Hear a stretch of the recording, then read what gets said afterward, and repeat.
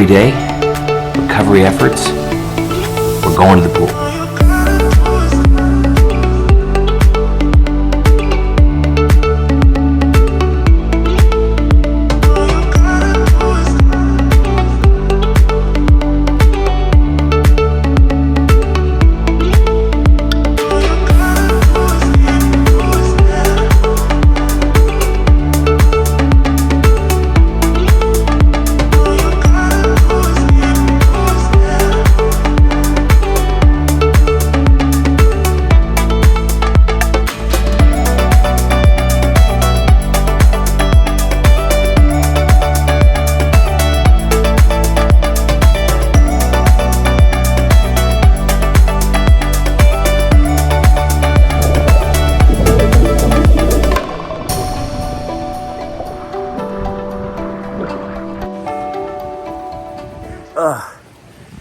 So it's Sunday. The camp finished on blue. It's so windy. The camp finished on Friday. It's Sunday. Rachel's still here. Her flight got delayed or something. Hold on, this isn't gonna work. It's so windy. Oh my God. It's super windy out. We got so lucky with camp. We got spared a lot of this crazy weather. It was super hot, like 32 at least degrees Celsius before the campers got here for the camp. And then, yeah, it cooled right down for the camp. We had nothing but sun and good weather for the camp. And then as soon as everyone leaves, it's like crazy wind. We're getting destroyed here. Wild. At least there's no snow. That's the benefit. So yeah, it's Sunday, just got out of the pool. Rachel, one of the athletes, her flight got delayed, and so she's still sticking around. I'm gonna take her to the airport in like an hour or two. We just went to get a nice little swim in. So good. Just loving it, living it, loving it. That's what you gotta do. That's what you gotta do, words of advice. Okay, all right, I'll check in later. Whoa.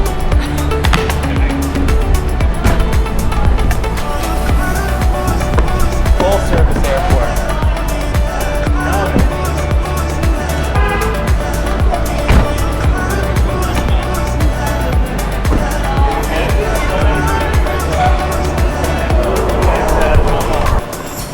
There you go. Thanks.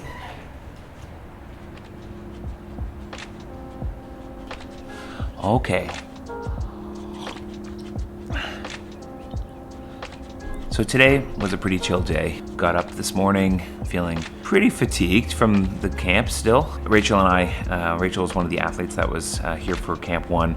She was still here, her flight had been delayed, so we went to the pool, got a recovery swim in. That was awesome. And then I took her to the airport, said goodbye. She was the final camper to leave. And so now it's just me, Coach Nigel, kicking around. Yesterday was a recovery day, so not much happened, and that's of course by design. We need to heal and incorporate the hard work that we've done. And so you have to let your body recover so that you can put more on a little bit later. So, and we're definitely gonna be doing that. What I thought I'd do now is chat about some of the hardware that I'm using to get all this footage and to shoot these athletes in paradise. I've gotten a number of requests to find out, you know, what I'm using to shoot all this stuff. So I thought I'd just kind of run through that relatively quickly. I guess I'll start with what I'm filming on right now, and I'll show you what this looks like. So here you can see that I've got the Sony a7S III with a 25mm Zeiss lens on it. I've got the Joby microphone with a dead cat on it, and a Joby, the GorillaPod tripod.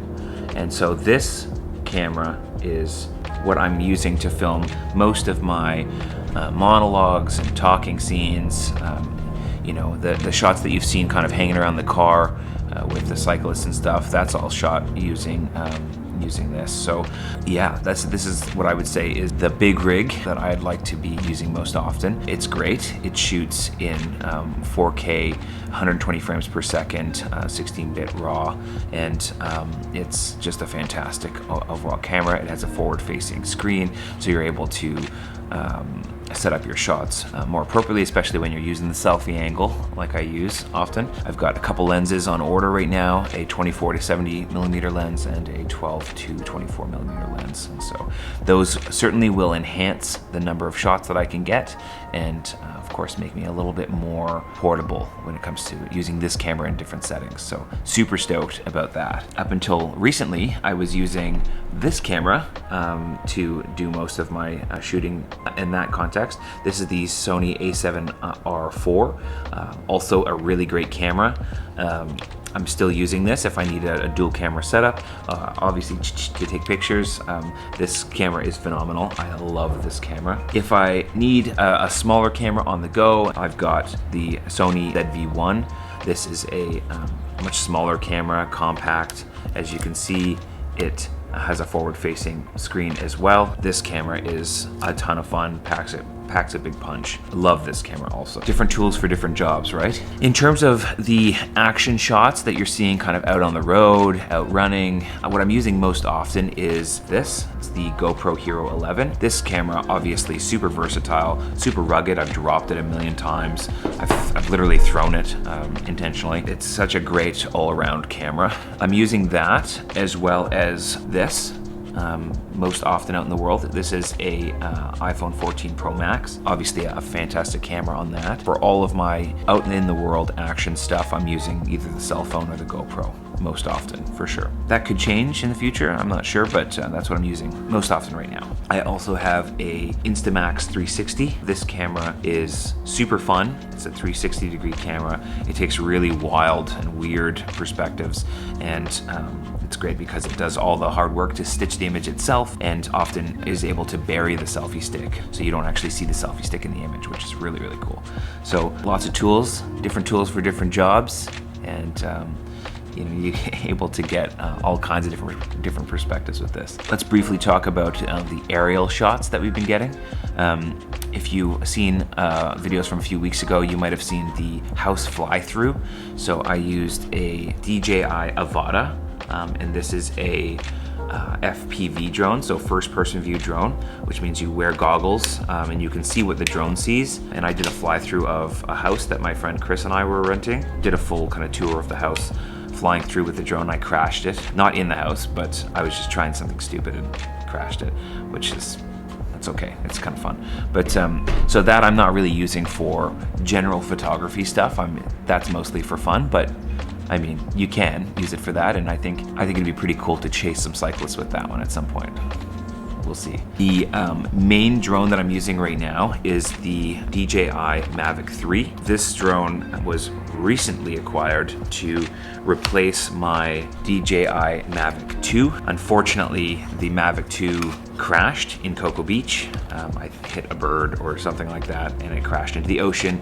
We're not able to salvage it, so here is the big bird. This thing is amazing. It's got 2 cameras on it, 45 minutes of flight time per battery. It's just capable of doing so many things. Follow you, there's just so many things. It's the best thing ever. So looking forward to exploring what this thing can do a little further. It's definitely an upgrade for me from my previous drone. Super, super excited about that. Last but not least is the DJI Mavic Mini. This little guy is 249 grams, super light, super little dude. I have crashed it a couple times. I don't know if you can see, I've got some chips in the propeller blades. I do have replacement propellers. I can replace this.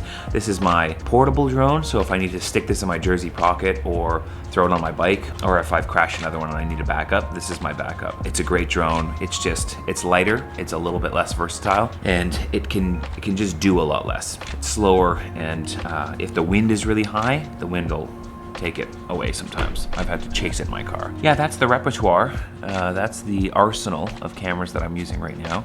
Like I said, most often out on the road, I'm using my iPhone or my GoPro.